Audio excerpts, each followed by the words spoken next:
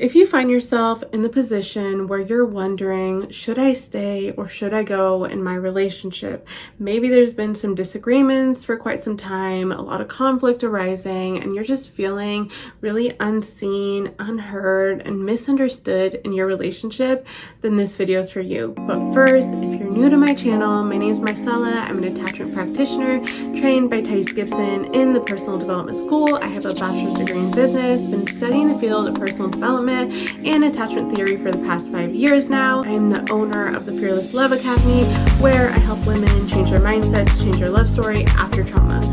So let's dive in. First and foremost, kudos to you for even being here. Like, honestly, if you're here watching this video, that is because you are looking for answers of how to reconcile or what the next steps really are. Now, when it comes to relationships, right, conflict can occur for a lot of reasons. There's an imbalance in what somebody is pouring into the relationship and what they are receiving back in return. So when it feels like you're doing all of this and you're perceiving that they are doing like none of this and they're down here, this is when you can start feeling a little resentful. Like you can start feeling a little burnt out. Like, I keep doing or pouring in, and I feel like I'm just not being met at that same level. And so what happens is you start getting frustrated. Maybe you start getting angry and you start having freak out moments where you're going to them and you're bickering, you're saying all these things to them like, you're not doing this, and all these behaviors that aren't actually solving the problem, right? It's important to consider a couple key factors. Number one,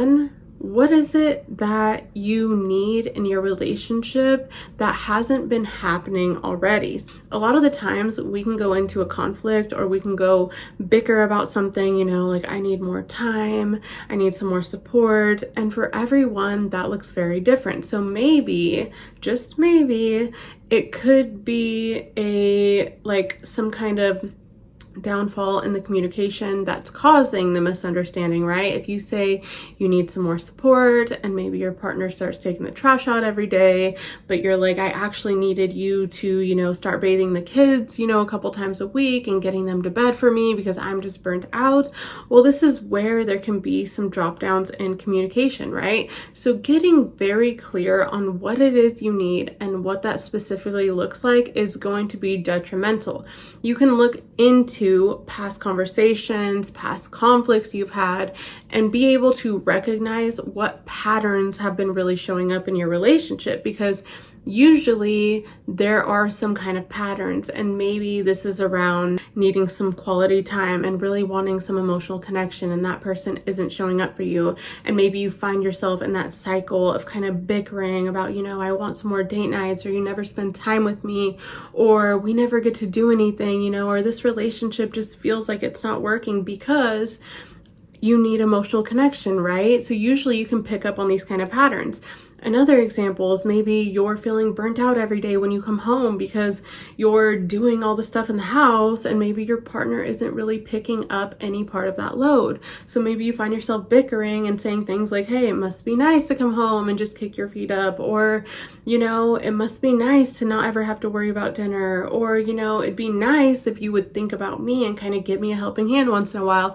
And it comes out in these bickering forms. And you might notice again that could be a pattern that you see, like, maybe it's that you need support in the house, or my previous example, maybe it's more emotional connection. Look back into your patterns, because usually there is a pattern of a couple main things that you're actually needing that keep reappearing because it probably hasn't been solved. Getting very clear on what these needs are in your relationship and kind of what's been showing up is step number one. Step number two is going to be creating an action plan on how you're going to communicate these needs to your partner moving forward. I want you to be able to practice healthy communication. And let's say, you need some more support. I want you to be able to go to your partner and say, hey, I've been feeling really burnt out lately. I could really use some more support around the house. And what this looks like is you putting the kids to bed, 2 nights out of the week. That would be very helpful. Is this something that we can work on together? Note, how I communicated, right? I'm going in, not bickering at first, not like, being frustrated where somebody could trip up the conversation and go in defense mode, right? I'm just going in authentically and truly and stating what I'm needing and why. Because of myself, I'm feeling burnt out. I really could use the support.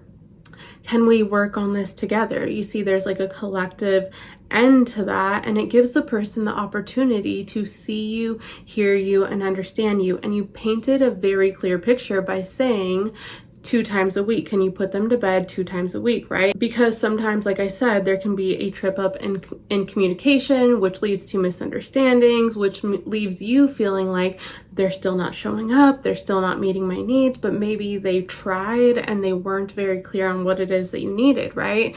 So very crucial point. Let me give you another example. Let's say you've been feeling really emotionally disconnected and you feel like your partner is always maybe busy with work or just prioritizing other things. And you find that you really want to like go on date nights, or you want to like do things together more often, and you just feel like you've been put on the back burner, right? You might go to your partner and be like, hey, I know you've been really busy. I appreciate everything you've been doing. However, I've been feeling really disconnected in the relationship, and I would really love if we could plan a date night once a week. This looks like every Friday, going out from like 5 to 7. Is this something that we can work on? And you could even throw in, so that they're not feeling like, oh my God, I have to show up every single week, like that there's flexibility, right? And, I just want you to know that if there's something that comes up or we can't make Friday work one of the weeks, I'm going to be very open and flexible.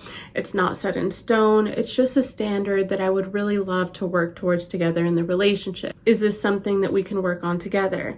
And you see how we're creating that collective language. Now, this is the communication piece, right? The first part was getting clear on what your needs are. The second part is going in to communicate those needs and being very clear, being very specific so that they understand and they have a fair chance to show up. And then being able to even give them reminders. So like, say Tuesday comes and it's their day to put the kids to bed, and maybe they're not even thinking about it. And it's not because they forgot about you. So don't jump into all these negative storytelling in your own brain. Just be able to advocate and go in and give them reminders like, hey, it's Tuesday, it's your day. Would you please put the kids to bed, right? Or hey, give them a reminder like, hey, it's Tuesday, today's your day. I just wanted to give you that reminder. So being able to go in and communicate your needs and make sure that you kind of fully embody them and understand that humans are humans, so that when you go communicate one time, it's just not like a one and done deal. You have to be able to remind people and follow up and really embody your needs and show up and explain it to them, give them reminders in a like positive and loving way. So number 3, another big factor here is if things haven't been working out right for quite some time now, and you're just feeling, unsure about the relationship, and you're just like, things have been really on the rocks, and you're like, I don't know if I should leave or if I should stay, but we've been together for quite some time now. What I want you to do is to be able to set a deadline for yourself. This is a very fair thing to do in a relationship. Set a deadline for how long you're willing to show up, invest, and do the work in your relationship in order to see things change. And I want you to set this deadline. So it's like, how long am I willing to invest into communicating my needs, advocating for them, being very positive, trying not to like freak out too much, and just really show up as a person. How long am I willing to invest? And usually, if you've been in a long-term relationship for like 5 years or 10 years and you have some obligations, you might set a deadline honestly for like an entire year, to where you're like, okay, I'm really gonna pour in and see if I can make things work and see if they start showing up. You'll be able to know by, you know, if you see that needle move, right? If you see the needle moving when you're going to communicate and you're trying your best to show up positively, you're painting a clear picture for them, you're clear about what your needs are and what you really need, and you'll see, does this person show up? And you might try and keep on showing up for yourself and the relationship for that whole entire year. And if you see some positive, you know, action, like some positive motion, that needle moving, then you might be like, okay, I'm okay to stay here, right? I'm okay to keep working on this.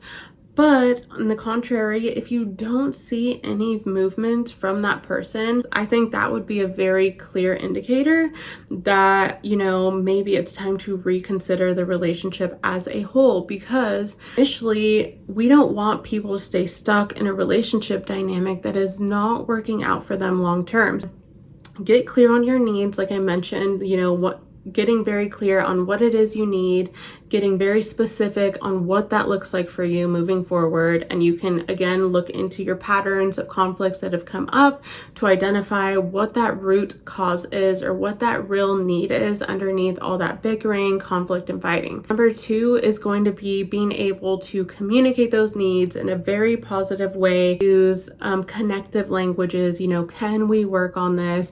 Trying to keep a positive tone, doing your absolute best to communicate positively, and being able to follow up with friendly reminders if our loved ones forget, because this is a process over time until it really clicks into somebody to start showing up on their own. Number 3, like I said, is going to be that deadline dynamic. So it's like, if you set that deadline for a year, you know, I would say in the first couple months, you want to be able to see that needle moving a little bit. Like, even if it's just, you know, you see them showing up in communication better or being more willing to hear you out, just seeing that needle move a little bit, that gives you hope. In that deadline, in that 1 year, how much do I want to see change? Like, what changes do I absolutely need to see by the end of this deadline? And is this, you know, that they have to show up 1,000% for everything?